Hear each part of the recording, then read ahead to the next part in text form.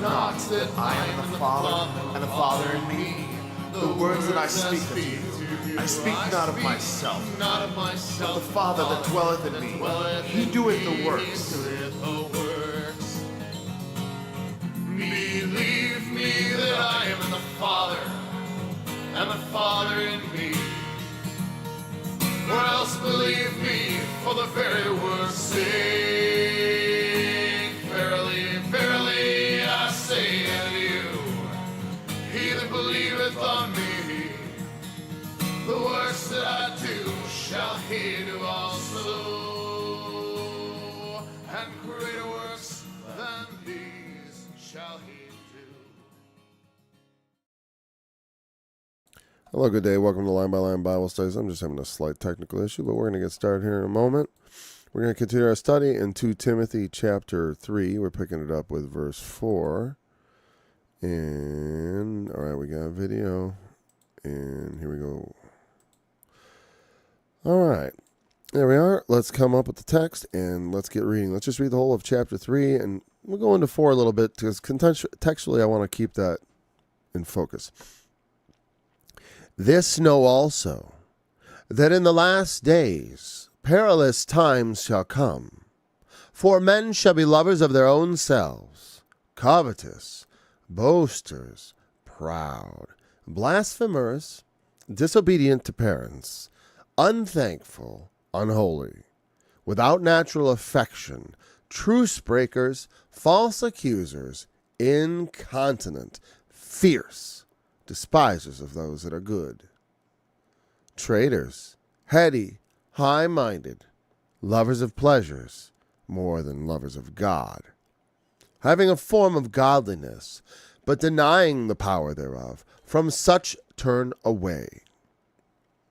For of this sort are they which creep into houses and lead captive silly women, laden with sins, led away with diverse lusts, ever learning, and never able to come to the knowledge of the truth.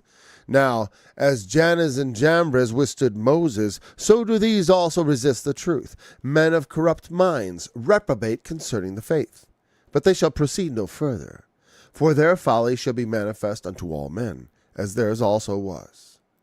But thou hast fully known my doctrine, manner of life, purpose, faith, long-suffering, charity, patience, persecutions, afflictions, which came unto me at Antioch, at Iconium, at Lystra, what persecutions I endured, but out of them all the Lord delivered me. Yea, and all that will live godly in Christ Jesus shall suffer persecution, but evil men and seducers shall wax worse and worse, deceiving and being deceived. But continue thou in the things which thou hast learned, and hast been assured of, knowing of whom thou hast learned them. And that from a child thou hast known the Holy Scriptures, which are able to make thee wise unto salvation through faith which is in Christ Jesus. All Scripture is given by inspiration of God, and is profitable for doctrine, for reproof, for correction, and for instruction in righteousness, that the man of God may be perfect, thoroughly furnished unto all good works. I charge thee therefore before God and the Lord Jesus Christ, who shall judge the quick and the dead at his appearing and his kingdom. Preach the word, be instant in season, out of season, reprove, rebuke, exhort with all longsuffering and doctrine. For the time will come when they will not endure sound doctrine, but will after their own lusts shall they heap to themselves teachers, having itching ears. And they shall turn away their ears from the truth, and shall be turned unto fables.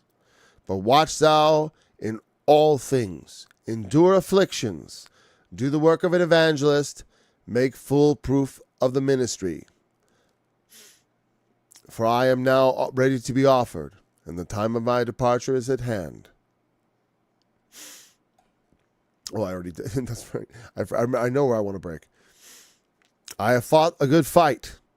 I have finished my course. I have kept the faith. Henceforth there is laid up for me a crown of righteousness, which the Lord, the righteous judge, shall give me at that day, and not me only, but unto all them that love his appearing. You know, I think that the key thing, he talks about this crown of righteousness, the righteous judge. It's one thing people say, oh, I can't do that. I can't do that. I can't do that. They have forms of godliness, but they deny the power to be godly. They have forms of righteousness, but they deny the power to be righteous. It's one thing to be a captive to sin and to acknowledge such a thing. You know, sin is, you're still your master, still stronger than you in some area. Oh. But to doctrinally say, yeah, well, that's how it goes. We cannot yield to temptation and we cannot yield to sin just the victory. That is not acceptable for a Christian. I see nothing here. Paul talks about, remember on the Sermon on the Mount, Jesus talked about people being perfect.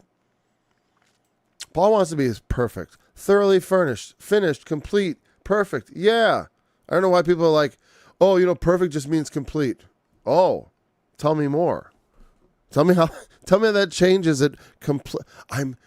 This woman completes me. You know, it's like, is that different than perfect? Okay. So let's go back to verse 1. No, we won't get there. There's a couple of words that we didn't really look at. I thought I didn't look. I was like, what was fierce? I didn't actually feel like I took a look at fierce. Oh, I got to bring up the Strong's here version of the Bible. When I use Bible Hub, I like to use of course, the Strong's King James Version, which is on the drop-down menu on the right-hand side. And, hey there. Yeah. The Father that dwelleth in me, he that doeth the works. Even the Lord himself said the same thing. You know, he's the model that we are to emulate, imitate, whatever. You know, those words are slightly different, but yes, of course. And it's important for people to understand. I always feel like, and I can understand why someone involved in Adventism would want to be particular to tell people that, because whereas I don't have any, I don't have a brand to, like I've been accused of both being too permissive and too legalistic. Like as far as like I emphasize works, but not the works of the law. And I know that's not the way I understand they understand it either, because it's not about doing, let's go make the offering and all that stuff, but to do the true spirit of the law. We are his workmanship, apprenticed under him. It's not just a autopilot thing. If it was, then amermos. Yeah, interesting. And despisers of those that are good. That's all one word in Greek. But it's a word made up of several words, like often things are, as you know, as being such a polyglot.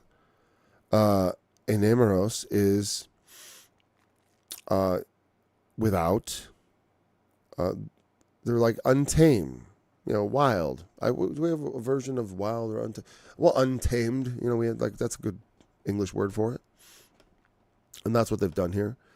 Untamed. We are to be tamed. It's like the idea of not being meek, even though that's not the Greek word for meek. Yeah. Oh, his craftsman, his work. Sure. We are his workmen.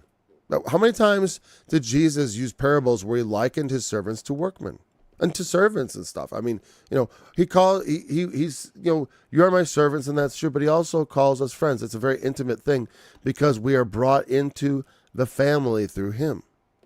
By putting on Christ, we become acceptable to God as sons.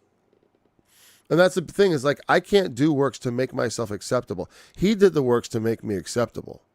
I'm just imitating him and learning how to be like him under the umbrella of God's grace. I'm not working my way to heaven. I'm working out my salvation. My salvation ends up with me being sinless. You know what I mean? It's not to get there. It's but I'm going to be there, so there's going to be some progression there. Does there have to be? It's like, well, the Bible seems to say so. Seems to say anyone had no progress, such as the guy who left his one talent on the earth. You know what I mean? And people who got struck down dead early on, like the Ananias and Sapphira. It's those are cautionary tales. God is not to be trifled with. He loves us, but he's not to be made fool of. We are not perfect, of course not.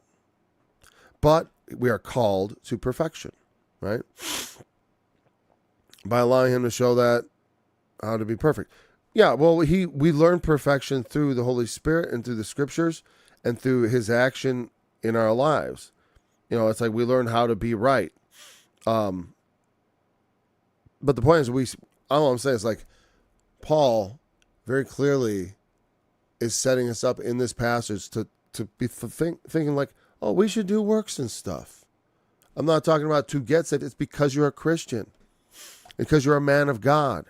That's why we do works. It's like I seek glory and perfection because I love those things. It's like not because of some technical reason. Not really. It's like not really.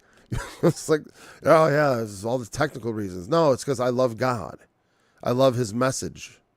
And that's the spirit he puts in us. That's what drives us and moves us, and that's how he does us. The thing is, no one really has to understand how it works for it to work. We have to put our faith in him in the right way, though, meaning where we know him and know what he wants. I say, only if we accept the grace, otherwise it doesn't matter. No need to if we don't believe. No need to be perfect. Well, there's no hope of it. There's no hope of perfection outside of Christ. Otherwise, you're aiming wrong. Outside of Christ, you can't be perfect, and it's not. And we're talking about Christian salvation and men of God here, and not the white throne judgment where all men will face the judge. I want to pass from death into life. My sins I send before to judgment. And it's like, yeah, so it's like, if we believe, then that should be that's always been the driving force. I remember people telling me God didn't care about my sins anymore. And I'm like, but I do. What am I supposed to do about that? I care. And it's like they couldn't explain to me, yeah, God, people would say God will make you want to do it and not do sin, but they don't tell you what to do about it or how to. There's not a lot of help, a lot of proper exhortation, because exhortation is always in the opposite direction.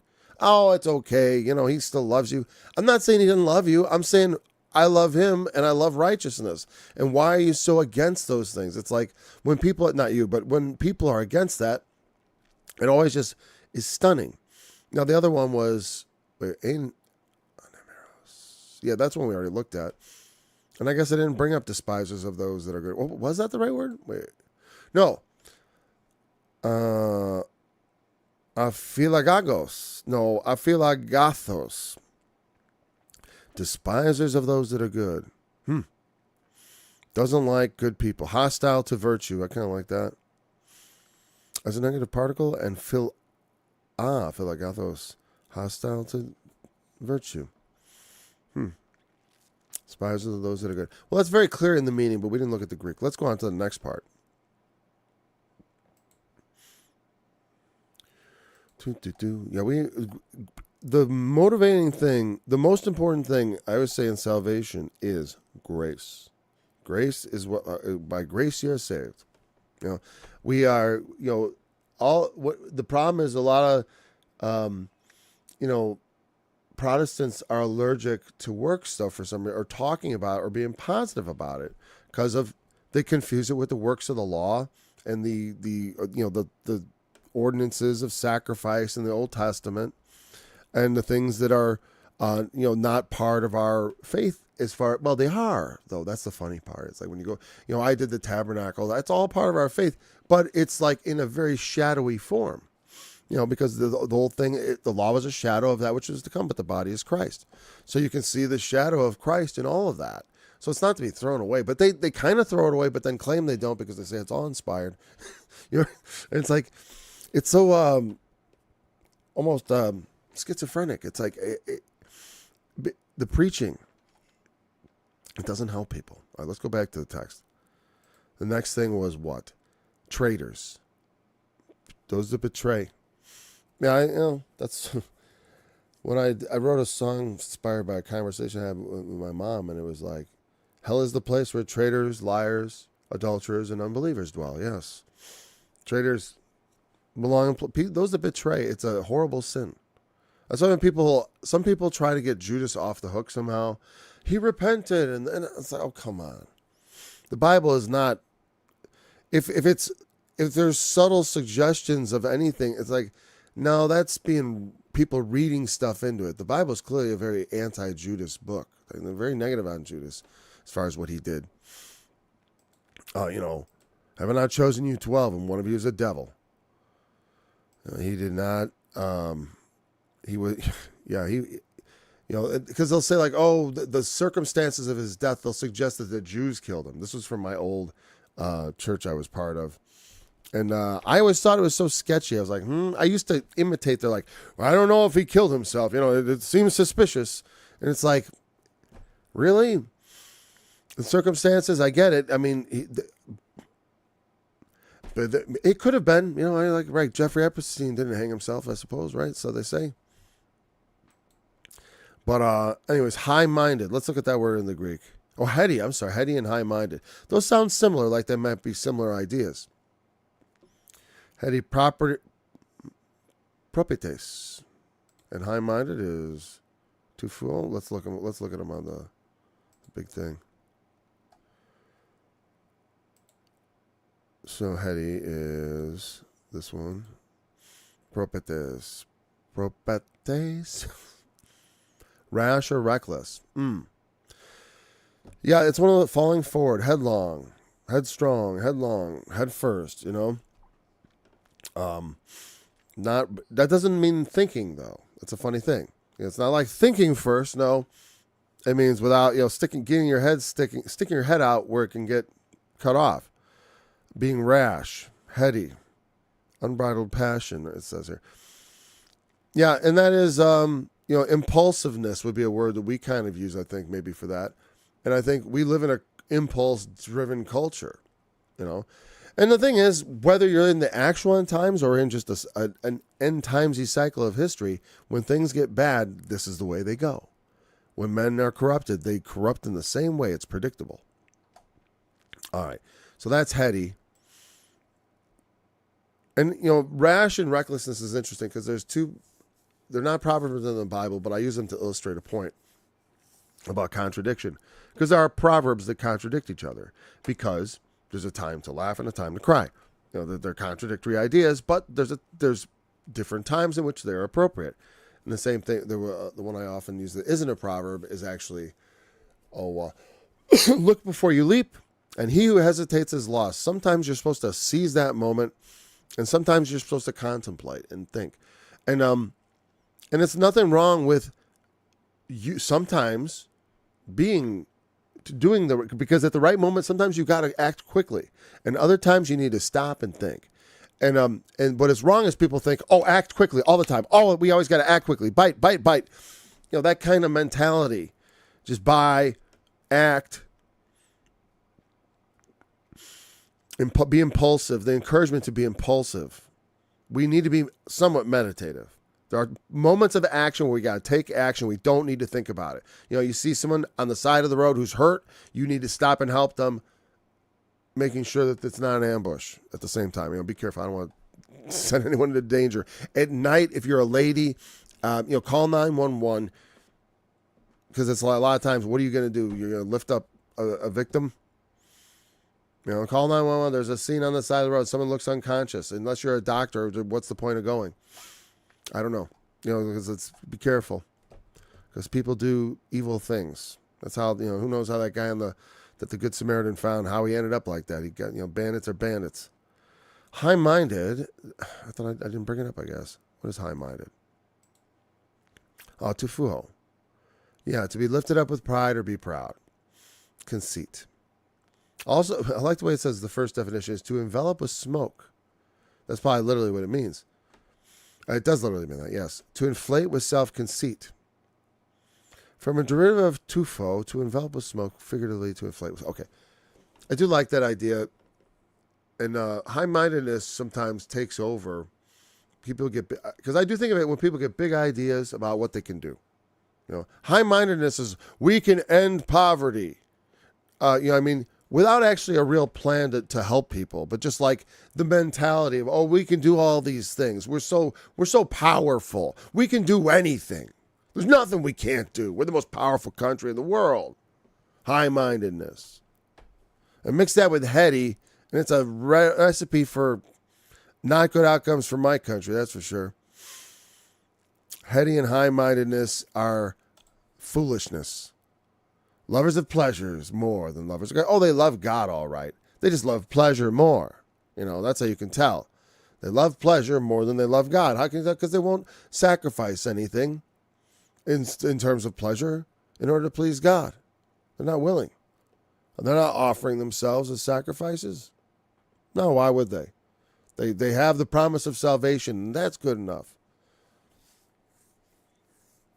The law of thelema, bulema and thelema, the will and the desire. Yeah, what God wants. You mean like the lovers of pleasures more than lovers of God? Having forms of godliness, but denying the power. To me, the power of the godliness is the power to make you godly. Aleister Crowley. I don't know Crowley. I know who he is. Mr. Crowley. What is it? Did I say something that sounds like him? Thelema. That would be strange. Oh, like, no, I was describing things that he talks about. Yeah, it's loving pleasure and stuff, surely. That's satanic. Yeah, the Satanic Bible, sure, right. No, yeah, and Satanism as projected by Satanists, not by our understanding of who Satan really is. Right. We are the stars, right? We are the stars. They would be like Satan. You know what I mean? Like, as far as like Satan doesn't want you to be like Satan. He wants you to be a groveling worm. He does not care about you, but he wants you to care about him. Right? Yeah, love everyone, sort of. You know what I mean? It's like praise everyone. You know what I mean? It's not love everyone. Because if you loved everyone, you'd want what was best for them and not just say stuff to make them feel good. Love is what does good, not what feels good, right? Because when you do someone good, you improve their situation in their lives and they make them happier. You don't just give someone their desires, and then desires don't necessarily make you happy. They just fulfill desire and then create more desire, because the desire is never satisfied. That's something in my marriage. At some point I realized, I told my wife, I'm like, you understand, I'm never satisfied. I always want more sex. You know what I mean? It's like, it's less as you get older, but it's like, it never like gets satisfied. It's like when I'm dead or when the desire is dead. Love is the law, love under will. Oh, for their kind of love, right? The will to love. I don't know. I've never read that stuff. I probably should. I do take an interest in, like, when people fall away from the faith, young people. I talk about that a lot, like where people's children abandon the faith. Because I have 8 children, and they're all very loyal, like certainly loyal to Christianity. That, you know, and some are more zealous of things like, you know, like study than others, but they're all zealous of doing right and of being upright people, and of you know, carrying what they see as, you know, our faith forward, you know, by living it.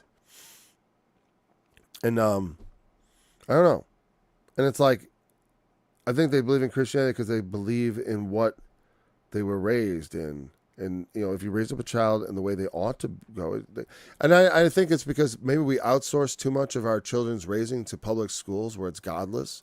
And then when the children come home, the parents don't really do anything to foster, you know, the child's religious development, but rather, you know, a lot of people assume the schools teach kids morals or something, when not really. I mean, they learn sort of the law of the jungle from the other kids. I learned that. And from the teachers, sort of, yeah, there's some discipline, and there's discipline problem kids, and they disappear, and I don't know. They don't all disappear. Some of them are around to beat you up or try to beat you up. I never got quite beat up. Got punched in the face once from behind. So that's pretty cowardly, but hey. So yeah, the envelopment with smoke, I like that as an analogy of that high-mindedness. But anyways, the trying it to school today's in teachings, yeah. That's why all my kids were homeschooled. Oh, between school and homeschool. Well, I don't actually homeschool my children. I home educate. I actually heard someone use that term, and I've used it for years. Because I don't conduct my education of my children like a school. Because a school makes me think of a bunch of fish all the same size. Like children are schooled. They're not educated. They're schooled. They're taught to be part of this institution called school, where you sit and you listen to the adult tell you what to do. And it's very institutional, authoritarian stuff. And, whereas I would take my children to public places and where we would go to like wrestling tournaments, I'd say, hey, see that line over there? All the people getting into it, they have no idea why they're getting into that line. Let's go to the front of this, because I knew the situation at this particular venue, this school, and I found that they had lined up behind a conversation, and that the real line started way ahead of where they were. And I'm like, see, kids, never get in a line until you know what it's for. And I'm like, don't always do what you're told by human authorities. You got to question humans because you have to answer to God. And so I educated them. Of course, I taught them the standard reading, writing, arithmetic. And then I did my first 4 through high school, but then I started sending them to high school. Nate Sala, don't know him. Yeah, from homeschool, you know what I did from homeschool? I got a bunch of old textbooks. You can't get them anymore from the place I got them. I got them from Follett. They don't sell to the public anymore. They're jerks. Sorry. Well, that's not particularly profane. They are. They're not nice people there. They won't sell to the public or homeschoolers anymore. Even though I said I was a school, I was like, Stringini Academy or whatever, because I do teach here. And fortunately, I got my books before that, and I got all these cool old elementary school textbooks through the through the 8th grade, and I got high school textbooks too. But I started sending my kids to high school instead. And so I use old textbooks. I teach them to work through the textbooks. I also use the McGuffey's reader to teach them reading in English, which is an old way of teaching kids to read. And I just kind of go through it. Each kid had to be individually taught, but they all also learn together. I had a lot of kids. I wouldn't homeschool just 1 or 2 kids though, because it's too socially tiny. And we had other outlets and stuff. There has to be more than just like mom and dad and 2 kids. They need to have a pretty rich church life if you don't have a big old family, in my opinion. Do what thou wilt is the whole of the law. Yeah, I remember hearing that about. I've seen videos on Crowley and Satanism, and I think years ago I saw like the John Ankerberg special on it, and so I had this sort of generalized understanding. But that can lead to problems because, like, I always I've learned since then that when I don't really know a lot about something, to stay away from it. Like, that's why I never talk much about Islam, certainly not in a negative sense, because I haven't read their book enough to critique it. So, I know they have extremists, but I've also encountered, regular people. And it's like, mostly, Christianity, we claim to be a religion of peace, but we launched many crusades and stuff. So it's like, oh, but it was because, it's like, that's not a Christian excuse, guys. That's not a Christian excuse. I mean, my heart's, I have a sense of, I have a historic nostalgia for a lot of things too, because I'm a human. It's natural. I think there's a lot of romantic stories in the past of history and war and all that, but it's really quite terrible and awful. And there's nothing really romantic or nice about it. It's just a bunch of greedy men going around trying to kill people and take their stuff, on every side. That's who ends up strong in this world, because the world is Satan's world. Under the Lord. The Lord belongs to the Lord, but he is the prince of the power of this world. A lot of the things, the way this world works, is according to Satan's will. That's why people are getting taken captive by him and stuff. And he's going about like a roaring lion. And someday, I think his power is going to be unleashed even more, like it talks about in 2 Thessalonians. and they're going to see the true Antichrist. I was reading Thelema and just made sense why entertainment and everyone is claiming to be liberal talk and my, yeah. No, it is a very satanic mindset. It's very devilish. The world's mindset is very devilish according to Satanism. It's like, you know, like that one. I remember it was funny when they had that statue of Satan. I forgot. I thought he was doing some sort of devil's hand sign or something. Yeah, he was making and he was like a goat, right, with his, and it was like Satan, and they put it in some public place because to make people angry, of course, because it's not a religion. It's just basically an anti-Christian, philosophy, because it's not a religion. It's anti-religion essentially.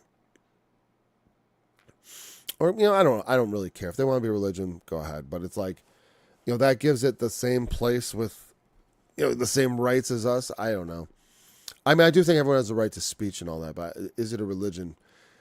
Whatever. The idea that somehow a lot of these carve outs for religions, like people taking 501c3 status for their church, it's a trap.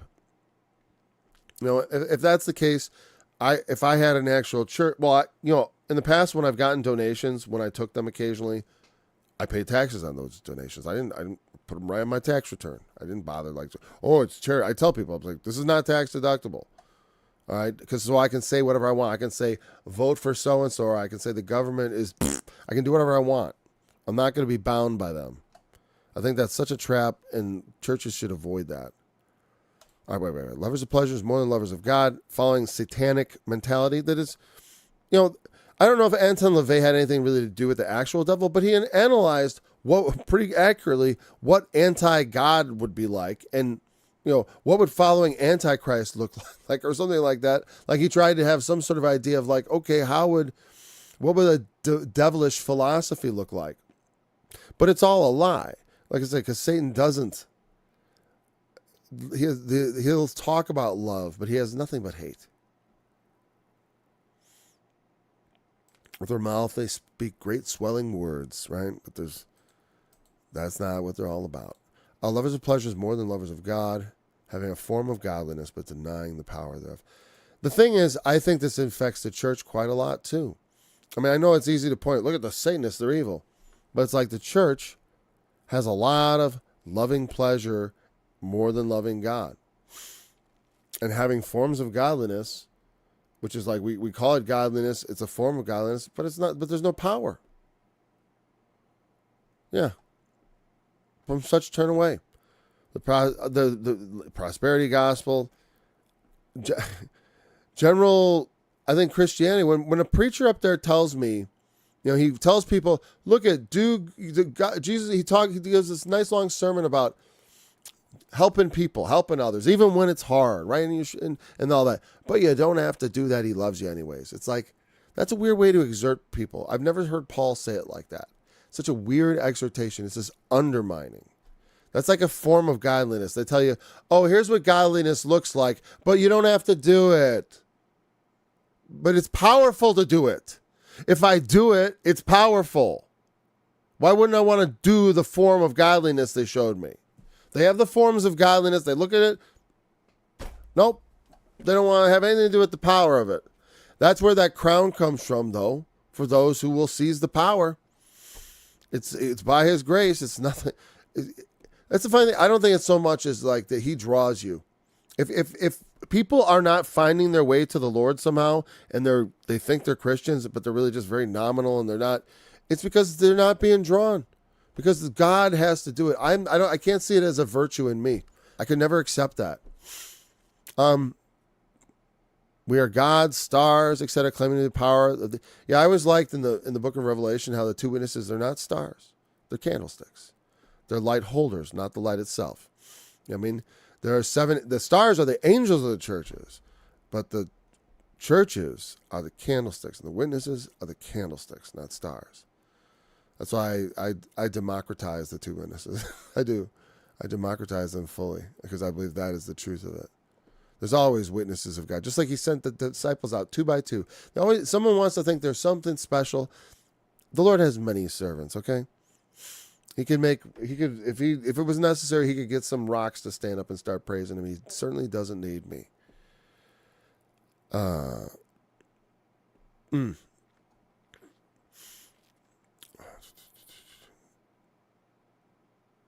don't, I haven't listened to other churches in a while. I just watch, other than the churches I visited recently, like the big ones on TV, I don't know. I just look at what infects like the local places. You know what I mean? Because like what I'm hearing there is what's going to be like percolating down. Because a lot of people don't watch TV preachers, thankfully.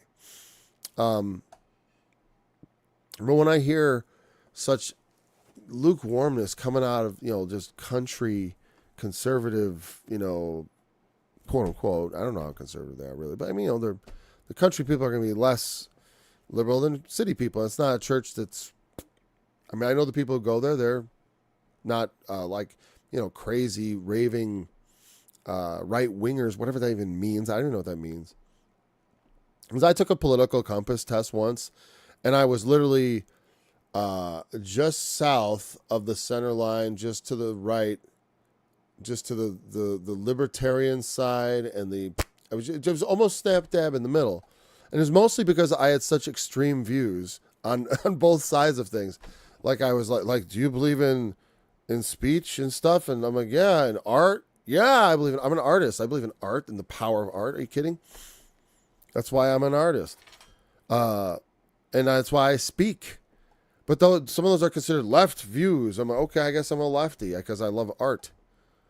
And I think it's something worth creating and protecting, and freedom, and the same thing as speech, because it's just another form of speech.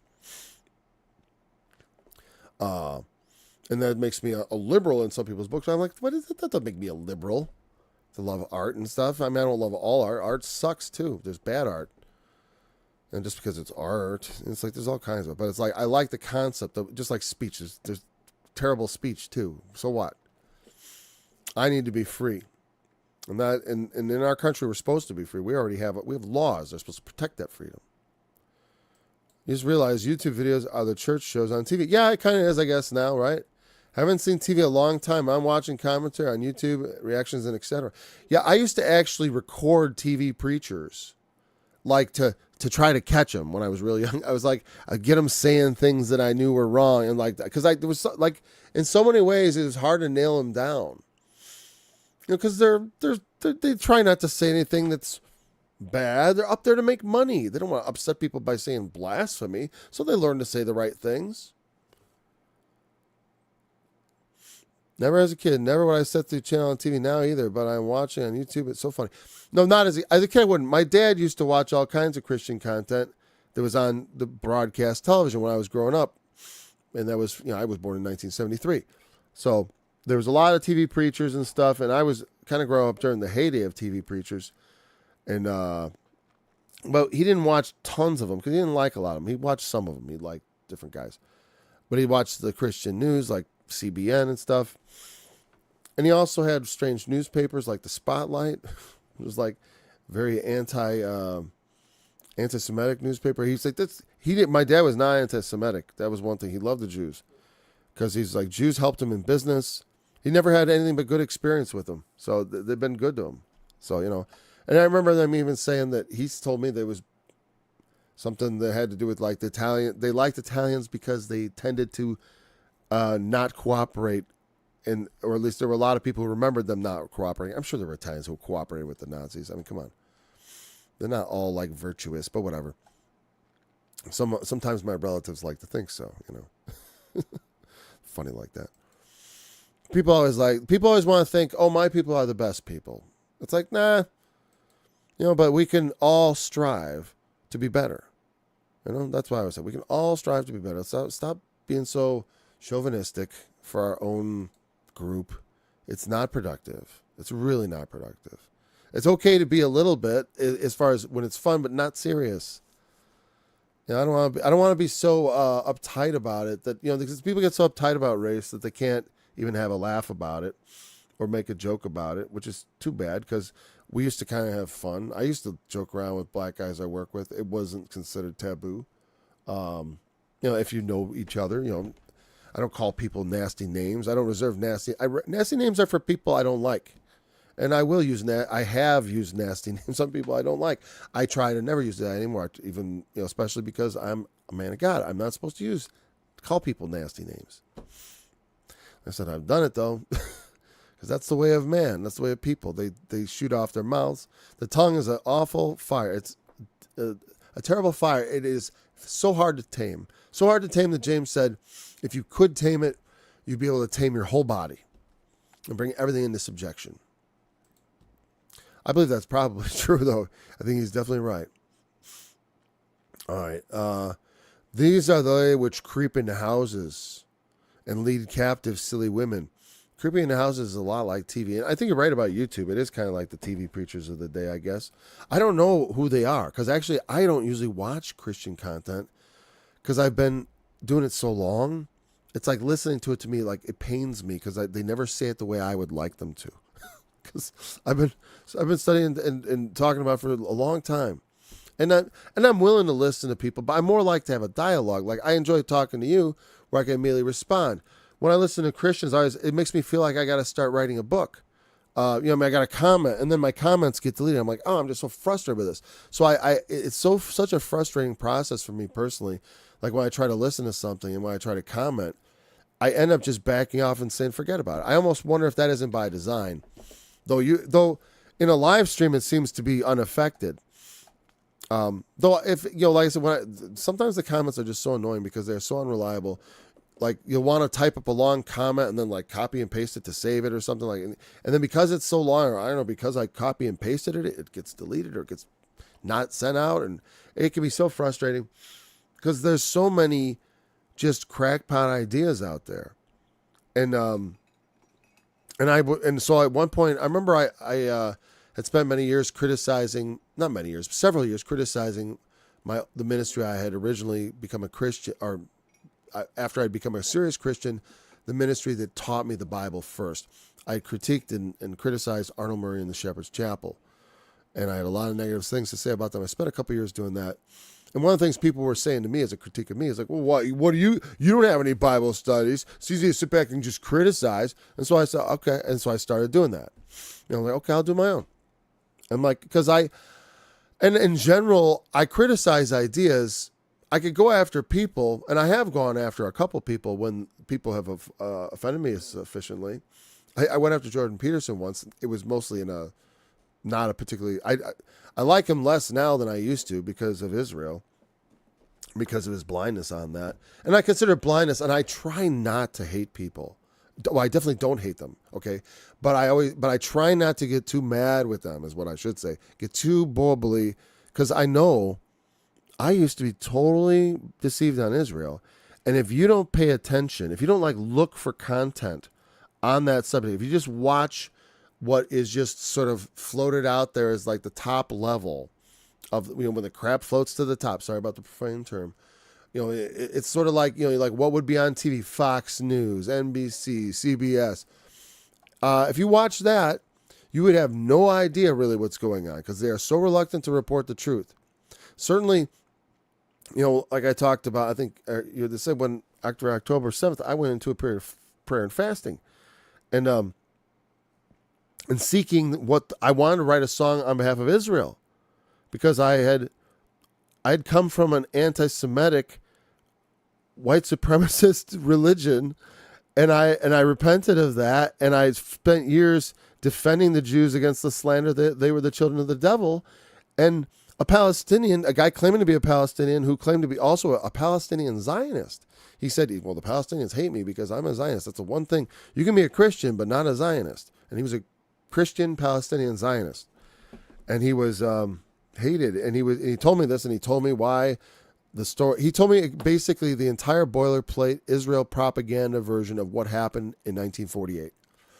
Exactly what the way they said it, the Arabs wanted to come, the Israeli state was proclaimed by the UN, and we said to the Arabs, hey, let's have a state.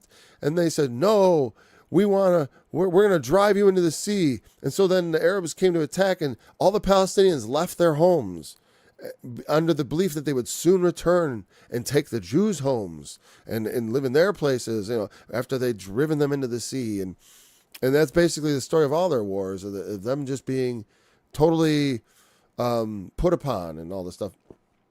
And then I discovered the truth by listening to Jews who were not willing to go along with those lies.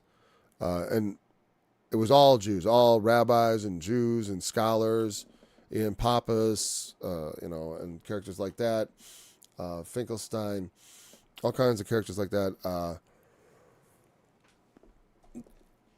That I realized, and then I listened to the Israelis themselves, of course, over that period since October 7th, and declare what they were going to do, and I heard it out of their own mouths and in their own newspapers and all. I read their own, so I went to them. I found out. I went deep on that, and I found out the truth. And the thing is, I'm annoyed people won't go deep to find out the truth. When it's something so big as a war, we need to know what the truth is. We can't go along with just what we're fed anymore. We have a responsibility as Americans to shut our government down from doing this evil stuff. Whatever part of our government is causing this imperial behavior towards the rest of the world, we need to find it and rip it apart, because it's going to hurt us ultimately. And it may ultimately be that America is the beast and we got to wound it. And then, if the Antichrist appears and heals that, well, then there you go. If he don't, then we can just have a nice period of history where we somehow, we dodged a bullet. We didn't have World War III. You know what I mean? It won't be paradise, but history will go on. I don't know. We don't have to destroy the world. I know the Lord won't allow it. I believe the Lord won't allow it. I say I know because I believe, I believe, Lord, help my unbelief, because my faith is not as strong as I would like it to be. They creep into houses through the TV. That's not what he means, but sort of like they come into church, right? They lead captive silly women. What does silly women mean there? I said before, I don't think that this is, it means literally, he means men who have become like women, and women who are not being sufficiently Christian. There's also, it could be a reference sort of like to the 10 virgins and to the great apostasy. Because whenever it talks about, I want to present you as a chaste virgin of Christ, I want to present you, unblemished, and all these sort of like, we are the bride of Christ. There's this feminine analogy. And so that's why the whore in the book of Revelation, that's the apostate church to me. That's the apostasy. And so is this. It's those silly women that get led captive. He that leadeth into captivity shall go into captivity. He that killeth with the sword must be killed with the sword. And I think that's interesting to use that in the context, because this sword, they are the ones laden with sin. Because that's the thing, is like, to tell weak women, according to NASB, let me bring it up. So I'm trying to talk, and at the same time, I'm looking at my references, and it's not working. Excuse me. It means a little woman. Oh, I think silly is too hard then. Weak even is wrong. Why not just little? And let us interpret, we understand what condescension is. Okay? That's one of the things I prefer. I do like the King James because it is one of the more translative as opposed to interpretive Bibles. But here's an instance where it was interpretive. And it leads to unnecessary feelings of like, because it could be also in a sense of like helpless, lead captive little women. It could be condescending in a sense of like, yes, they're helpless. They're the women being taken captive. They're not warriors, because they're not. Because we have to be built up. Christians, when we start off, we're not wise. We haven't learned. We got to learn. We can learn fast if we apply ourselves to it. There's a lot to learn, but most of it can be learned very quickly. I mean, experience and stuff. There's some stuff that you learn deep in your bones. That's about the way you live your life, but a lot of the facts and figures, that's not hard stuff. And that's not where the real action is either, in my opinion, because like I said, it's fine to understand how it all works, but can you work it? It's like, can you make it work? It's like kind of say like, well, the combustion engine performs like this and that, but when you turn the key and you hit the pedal, does it go? That's the point. It's like, I need my Christianity to go for me. And the power to obtain that godliness that he promised. Because I look at it as like a promise fulfilled. Not like it's his work he's doing on me, but it's like when I go to work, like my son is currently working on a car for another one of my sons. He's working on a car that's going to benefit somebody else. And God works on me, and that benefits me. I'm his workmanship, but I'm a thing made, a workman that needeth not to be ashamed. Rightly dividing, as it says. So silly is too specific. Little Women. It could be negative. It could be sort of pitiful because they're not capable. They're weak. It's not specific. There are strong women in the church, and there are weak people in the church. And if you're a man and you're weak, you might as well be a woman. Okay? Sorry. For all history, men have insulted women by calling them manly and men, and vice versa. It's what's good for the goose is good for the gander. It's okay, ladies. Everyone gets so offended. Oh, you insult men by calling them women. Yeah, because men aren't supposed to be like women. It's an insult. Not that we should insult one another, but when we find ourselves in a position where we are behaving weakly, we need to be exhorted. And here he's mostly not aiming at the people who might be victims, because he's basically saying victims. These people creep into houses and lead into captivity. People who are easily led into captivity. Women, laden with sins, led away with diverse lust. Because that's where you're weak. When you have sin and lust in your life, those things leading you away from Christ, it makes you more vulnerable to being led astray. And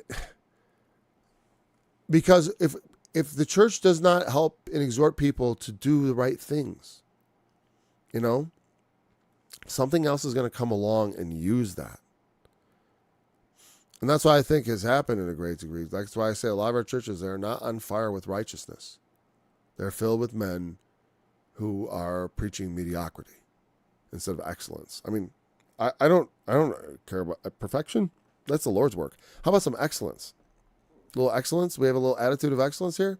Because we sure do need it. That's why I do. The Adventists have an excellent attitude, I do think.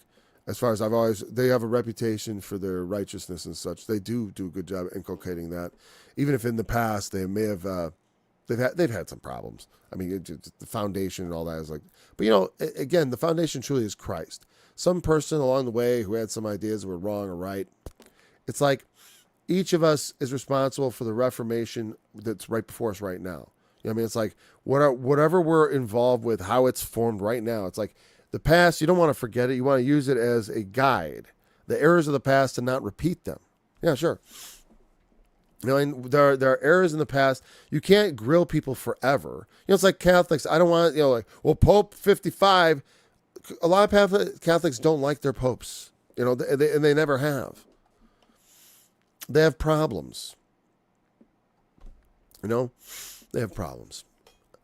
Everywhere there's the problem. The thing is, but what do you do to solve them? The Catholic Church is too big. It has trouble solving problems because when everything gets too big, it becomes like Babel. Human institutions that are large are inherently corruptible. I can't see how you get away from the bigger it gets, the easier it is for things to corrupt things to enter in. That's why that's the interpretation in my mind of the parable of the mustard seed. Because this is not like people go, oh, the church is this. You understand? It must be that this is all part of God's plan. This is how it works. The church, the kingdom of heaven is as a mustard seed, which is a tiny seed planted in the earth, and it grows into this great tree. And what happens to this great tree? All the birds of heaven fly into it and make their filthy little nests. That's what they do. And that's why I see institutional religion is. It's the filthy nests in the beautiful natural tree of God's kingdom. let's see, my cousins turned away from Catholic Institute because of how they failed with accusations and leaks. But my uncles and aunts turned a blind eye. Yeah, I have relations because I was baptized Catholic as a baby. Obviously, I got the first communion, and then my dad decided to drop out, and we never went to church again as a family. Well, we went a couple of Christmases and stuff like that. My dad decided we would have religion at home, which we never really did anything. But he was a religious man. He watched TV. He encouraged me to read my Bible. He didn't make me do it. But I liked to read. I was kind of precocious. I was a young talker, young reader, and a big reader for a kid.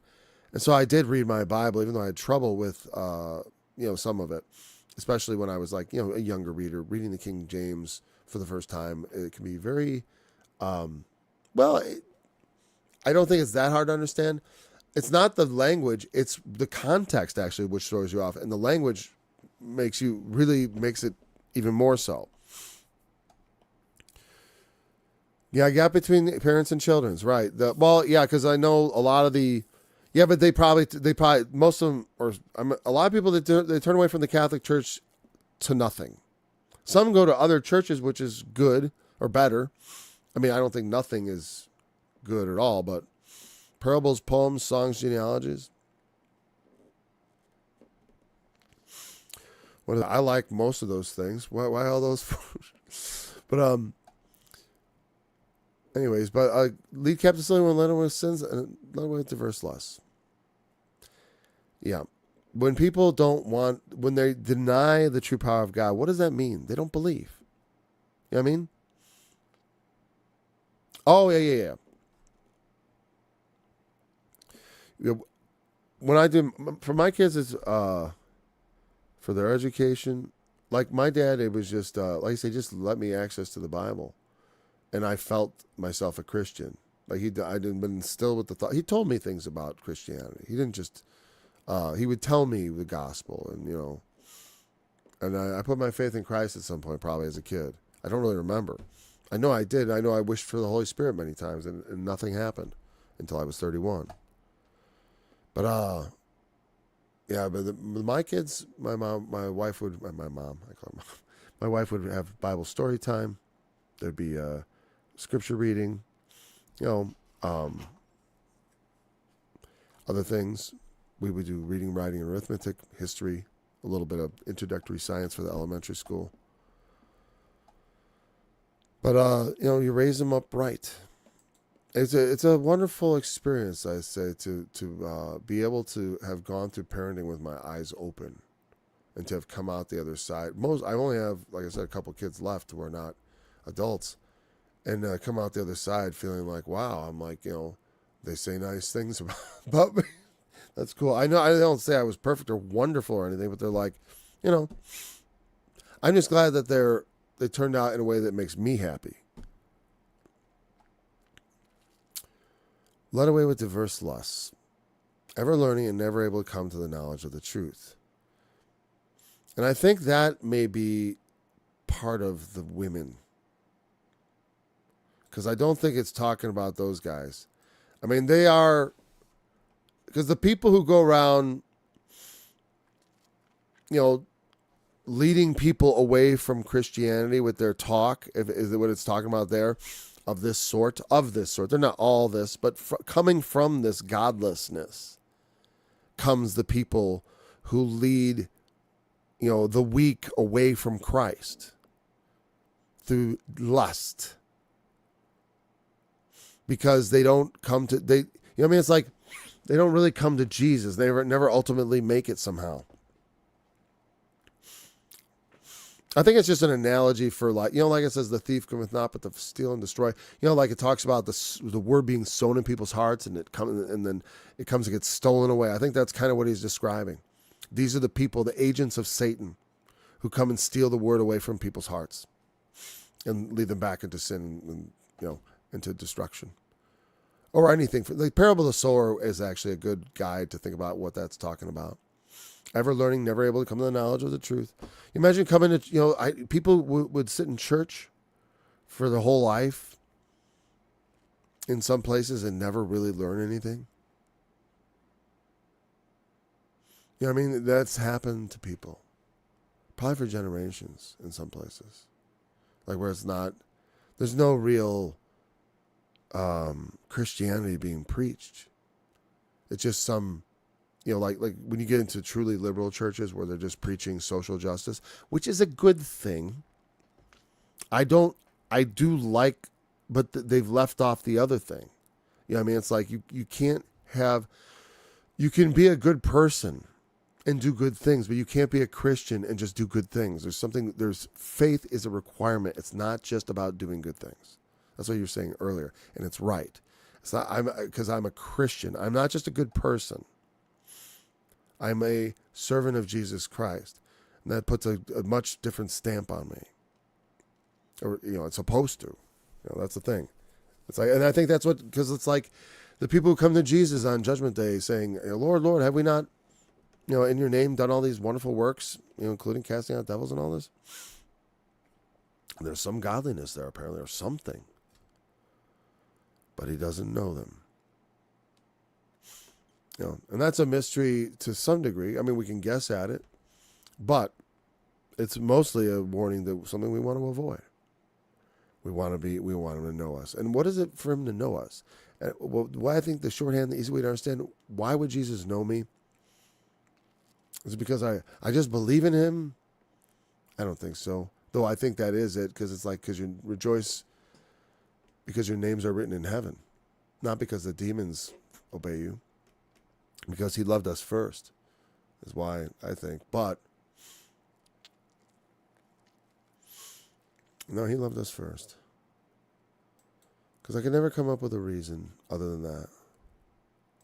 I can't credit myself. Never able to come to the knowledge of the truth. That's so sad. To end up coming before God and thinking you should be received and finding not. And I don't think because I don't generally believe they were good people. There are people who had done some good or something. I don't know.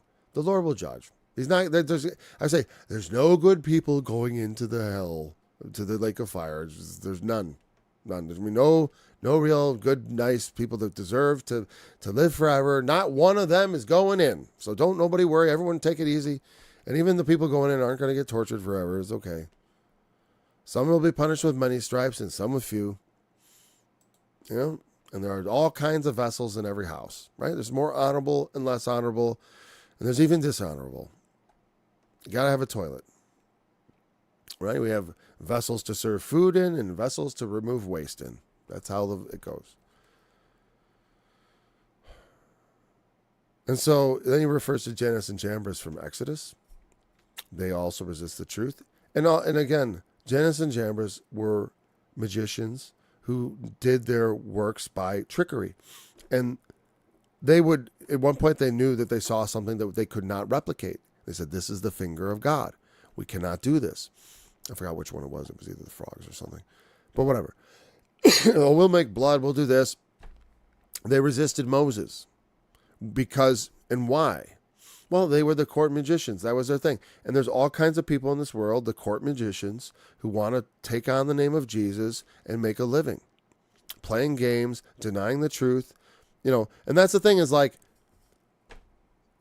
we don't, until you understand what the falsehood is and hear them speaking it, because they're quoting the Bible a lot of times. As I heard someone say recently, because I like to listen to people who aren't Christians sometimes, because because their way, I'm like, I don't expect them to say anything right. But what do you say about the Bible? What was it he said? What was it? Let me drink. Oh, it slipped my mind. They resist the truth. Well, I can't remember what the reference to that was, but that's okay. I'm trying to wrap it up, and I'm trying to think fast, and as they withstood Moses, so do these resist the truth. Men of corrupt minds reprobate concerning. Reprobate is a very harsh word.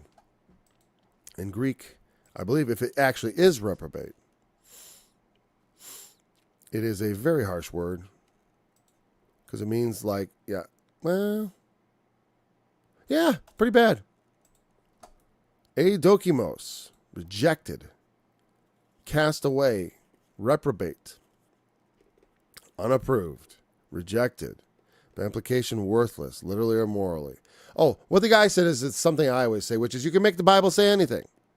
He was an unbeliever, and he was looking at the Bible, and like, yeah, if you just pick verses here and there, you can make it say just about anything. You know, that's a hyperbole, obviously. You can't make it say anything, but you can make it say a lot of things.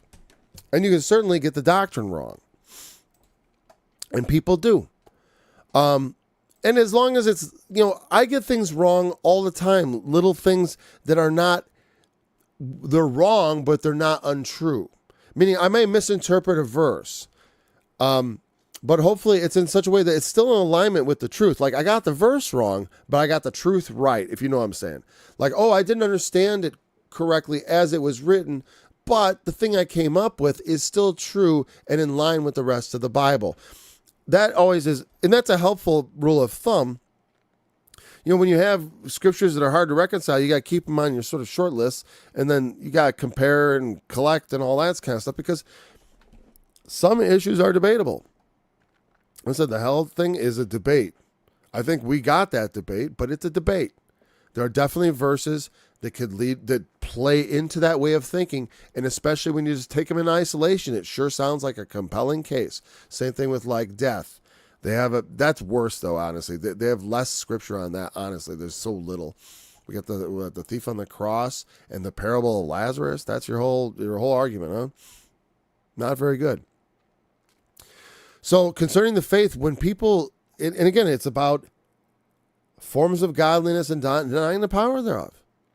And I think there's I don't like to accuse like other Christians per se individually, but this is a very widespread thing, I think, in the faith. It's not good. And people are weak in the faith, and they're not if we are in the end times, the church is much better positioned to be the great whore than it is positioned to be anything else. So you have so many doctrines, not Christ, sinner accusing of heresy. Yeah. I mean, like I said, I don't like if someone's like comes to me about the angels that sinned and they're talking about Genesis 6. No, I don't, as long as that's not the center of your faith, they're like, if you don't agree with me, you're going to hell.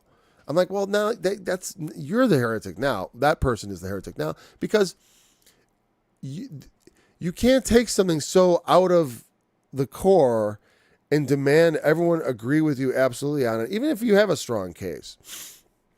You know, it's like even the angels sinning in the Old Testament and the contents of the book of Enoch are not, they're a fun debate I'd like to engage in without emotions and without egos.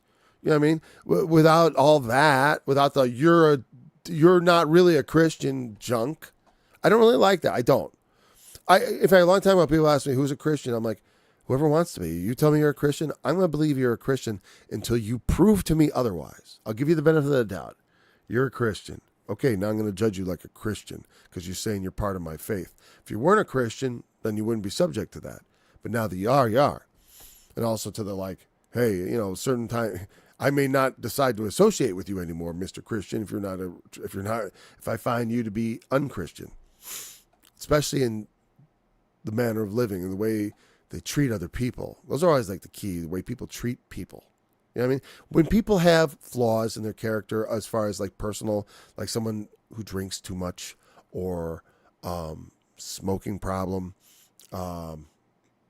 things that are kind of overeating, things like that, sins that should be not committed. Smoking is a matter of conscience. It was a sin to me. I quit smoking. So,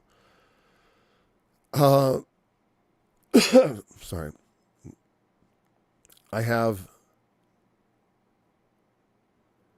those are like, yes, those should be eliminated. Absolutely. Dietary sins. I mentioned those, right? But they're not they don't show the same sort of character. It doesn't reveal, like when someone is not loving their neighbor as themselves and instead showing hostility towards their neighbor and animus and, wants in a desire and even acting out to, subvert or harm or in some way, smite their neighbor secretly. There's a passage in the law about that. Cursed be the man that smiteth his neighbor secretly. I have a funny story about that. Maybe I'll tell it sometime. But like, that's a greater marker. A lot of times people want to look at people's personal flaws. They're overweight. They're this way. They're that way. He drinks. Now, it depends on how, drinking is not healthy. Drinking, I think, in all alcohol is a bad idea because it is extremely unhealthy. And drunkenness is forbidden. So, I wish I could be like my dad. Well, I would. I've done it socially. I just don't trust myself anymore. I don't think I can do it socially. Even, like my dad used to. I did that for a while when I thought I was strong. But I'd rather not. It seems more excellent. There's room for, we have people who can be ambassadors, who have no fear. So these, and it's not fear. It's just, like I said, I don't trust myself. So do these also resist the truth? Men of corrupt minds reprobate concerning the faith. Now this, I feel, I don't know. They shall proceed no further. I'm so sorry, Paul. I think he was being optimistic. And perhaps in his generation, he did put a stop to the corruption at that moment. But the thing is, it's not surprising. And we should always fight corruption. I don't think he would be correct in showing a fatalistic attitude. I think he does show the right attitude. They shall proceed no further. We will see them stopped. The Lord himself will stop them when he returns. Paul expected, they've always, people say Christians, in the Bible, they thought Jesus would return in their time. It's like in every generation, we're supposed to be like that. We're supposed to be looking for Jesus to return in our time. It is remarkable that it's been so long. But I don't see that as like then they were wrong. It's not, it's because Jesus left us thinking that on purpose. It is not for you to know the times or the seasons in the book of Acts. They said, wilt thou at this time restore the kingdom of Israel to Israel? It is not for you to know the times or the seasons. He didn't say that'll never happen. He said it's not for you to know. But what we have in the current Palestine is not the work of Jesus. Not the work of, the Messiah. Some other work. It is not what was promised. I don't believe that in any way, shape, or form. I believe it is the synagogue of Satan, actually, what we have here in Israel. A lot of these channels are telling to reprobate, call out every book of the Bible. The church taken to their channel to reprobate they're all rejected. Yeah. That's for Jesus. It's like, that's ridiculous because look, in every church, you're going to have people who are, not every church necessarily. You can have a nice church where they're all really pulling hard together, I guess. But in many churches, you have churches where it's corrupt. But in the book of Revelation, even the most corrupt church has righteous people in it. And why not? I mean, why wouldn't people be? I've been there. I've been to churches where I had problems, but there were good people there. Where else are they going to go? They're going to go to the perfect church next door? The next door church isn't perfect. I tell you what, it's like the human institution of the church is guaranteed not to be perfect. Now, the spirit church, the one that they talked about, the mystical body of Christ, that is one. We're all one because it's one spirit that unites us. There's not a spirit of the Baptists and a spirit of the Lutherans and a spirit of the Adventists and a spirit of the Catholics. If you have the spirit, it's the same spirit and it's one church. But there are churches. That's why we have 7 churches in Revelation, because on earth we have churches. Even though in truth there be but one, because there's only one spirit. There can't be more than one church, right? There's only one. But we have churches because because we're going to do earthly forms. We're going to do earthly forms. That's a shadow of the real. But I think we don't do enough. I think Adventists have done a good job in correcting their errors better than others, because they what happens is they have a founder who, and maybe because your founder was flawed, that enabled them to say, you know what, let's take a look at other things too, and let's get this right. You know what I mean? But Jesus said, he said, No, that's why you gather up the tares, you also uproot the wheat with them. Yeah, you wait to the harvest. Sometimes they go out from us because they were not of us, but they will be among us. They're going to come in and out from us. Certain ones of them, their work may be ceased. Yeah, I mean, we can stop their works. Right. No, but we can fight against the works is what I'm saying. You know, I mean, like, you don't judge people to hell. Don't judge anybody to hell. Nobody gets judged to hell on earth, or to the lake of fire. I don't really believe in hell. I've gotten comfortable using the word. I used to be all like uptight about saying it because I don't want people to think that I'm talking about that thing. Yeah, the wicked and the righteous will grow together to the harvest, and they will be separated because you know why? What happens at the harvest? The fruit starts coming out. It's a lot easier to tell them apart. When they're growing, can't see the fruit. It's just leaves. Leaves. On some plants, the leaves are useful, but not on that. Not on wheat. Wheat looks just like all kinds of different grass when it starts out. Yep, yeah. Some things can't be separated while they're young. I mean, we can go in and weed and do that. It's like, but pretend you can't. Or these are too inseparable. They're too identical.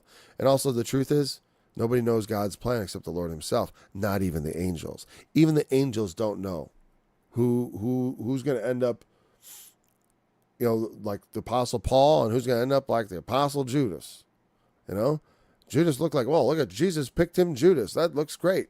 Things are going good for him. He's going to be an apostle. Wow, his name is going to be on the foundation of the holy city. Yeah. I don't think his name is going to be there. What's interesting also is that I've heard people be critical of the Apostle Paul for not being part of the original group. But I always thought it was kind of beautiful because he doesn't derive his authority from having been an original apostle, but from the Spirit. And that was one of the things that they were also complaining about, is like the authority. Yeah, because if the only apostles were the ones who only walk with Jesus, that starts that Peter stuff that the Catholics got infected with, thinking that, getting that whole thing wrong. Peter isn't the rock. Faith is the rock. But ultimately, look at the folly of the wicked who do this will ultimately be manifest to all. Every knee shall bow to Christ. Every tongue shall confess. The word will go forth. Their folly will be manifest. Everyone's folly is going to be manifest. It's going to happen, as theirs also was. Good old Janus and Jambres. Yeah, well, here we go. We're at the end of an hour and 20 minutes. We got past this part. That's good, because this is a really dense stuff. We've covered some other subjects too, but it's all digression within the realm of this pastoral epistle from Paul, where we're trying to learn. He's giving advice to Timothy on the governing of the church, and the church is in a bit of a mess. We cannot deny. I mean, the church is in a bit of a mess, but in that mess, there are lots of Christians. Okay, lots of Christians, and the true church is not faltering. Not at all. The true church is symbolized by 5 virgins with their lamps burning bright. They got plenty of oil, and their lamps are burning, and they ain't going out. Now, there are other virgins, little women, being led captive, and it's our job not to decide, oh, that's some silly woman. Let her go. No, you speak the truth. And that's why I was like, I kept emphasizing what he told him to do. I charge you to do these things. That's why we do these things. I preach the word. I don't spend a lot of time arguing with people.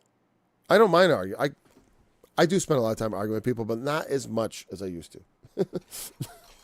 Not as much as I used to. Because, well, I do like a good argument that's like looking for truth. I don't like a purely adversarial one where it's like, gotcha. It's like one where like, let's debate a subject that I'm not sure about. That would be fun. I like that kind of thing. Like where I don't have an absolute opinion, but I know a lot about it. It'd be like the angels that sinned. I don't know too much about it, really, honestly, but that's one where I'm like, I don't have a dog in the fight. That's the way I feel about the age of the earth. Some people are really uptight about that. about the, the 6,000 year creation thing and the literal Genesis. For some people, that is so critical. I have a friend for whom that's just like, if you don't literally interpret Genesis, how can you believe the Bible?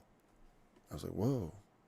I guess when you swallow it that way, you can put yourself in that position where you really have a knot you have to untie of assumptions and stuff. You know what I mean? Where you built that. Yeah. Yeah, well, like I said, when I believed for years that Israel were the good guys. And I'm not saying they're the bad guys. Now I see it's like, well, the government is not good guys. They're bad guys. They're like my government. But and certainly the idea that, I remember the slanders that they told me about the Palestinian people. But he told me all that, but it's like, I just believed a person when he lied to me.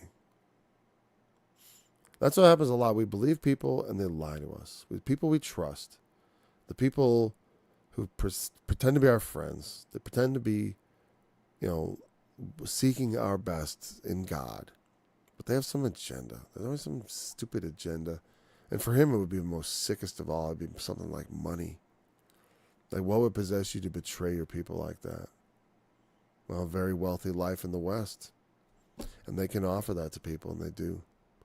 They give them nice lives in the West to betray their people. Oh, well, to me, betraying people is, if I don't believe in loyalty to that which is evil, but betrayal, that kind of evil betrayal is so evil. Anyways, I'm rambling on now. I got to go. Thanks for joining me. I look forward to being back again tomorrow for another study in the epistle of Paul to Timothy, 2 Timothy. Until then, remember the testimony of Jesus is the spirit of prophecy, and he is the fulfillment of the law. See you next time. Believest thou not that I am in the Father, and the Father in me? The words that I speak unto you, I speak not of myself, but the Father that dwelleth in me, he doeth the works. Believe me that I am in the Father, and the Father in me. Or else believe me for the very word's sake. Verily, verily, I say unto you, he that believeth on me, the works that I do shall he do